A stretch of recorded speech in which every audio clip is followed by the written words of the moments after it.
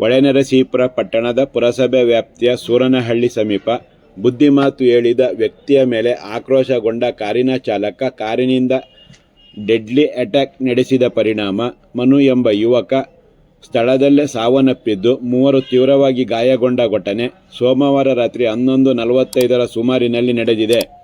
ಸೂರನಹಳ್ಳಿ ಗ್ರಾಮದ ರಸ್ತೆ ಬದಿ ಮನು, ಅಭಿಷೇಕ್, ರಾಕೇಶ್ ಹಾಗೂ ಕುಶಾಲ್ ಪಟ್ಟಣದ ಶ್ರೀ ಲಕ್ಷ್ಮೀ ನರಸಿಂಹಸ್ವಾಮಿ ದೇವಾಲಯಕ್ಕೆ ಆಗಮಿಸಿ ಸ್ವಗ್ರಾಮದ ರಸ್ತೆ ಬದಿ ಮಾತನಾಡುತ್ತಾ ನಿಂತಿದ್ದ ವೇಳೆ ಪಟ್ಟಣದಿಂದ KA 01 MF 2883 ಸಂಖ್ಯೆಯ ಕಾರು ವೇಗವಾಗಿ ಚಲಿಸಿದೆ.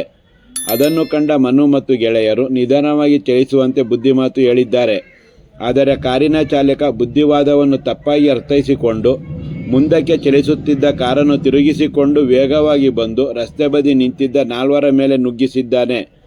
ಕಾರು ಡಿಕ್ಕಿಯ ರಭಸಕ್ಕೆ 4ರಲ್ಲಿ ಮನು ಸ್ಥಳದಲ್ಲೇ ಸಾವನ್ನಪ್ಪಿದ್ದಾನೆ ಹಾಗೂ ಜೊತೆಗಿದ್ದ ಅಭಿಷೇಕ್, ರಾಕೇಶ್ ಹಾಗೂ ಕುಶಾಲ್ ತೀವ್ರವಾಗಿ ಗಾಯಗೊಂಡಿದ್ದು ಹಾಸನದ ಸರ್ಕಾರಿ ಆಸ್ಪತ್ರೆಗೆ ಹೆಚ್ಚಿನ ಚಿಕಿತ್ಸೆಗೆ ಸೇರಿಸಲಾಗಿದೆ ಎಂಬ ಮಾಹಿತಿ ಲಭ್ಯವಾಗಿದೆ.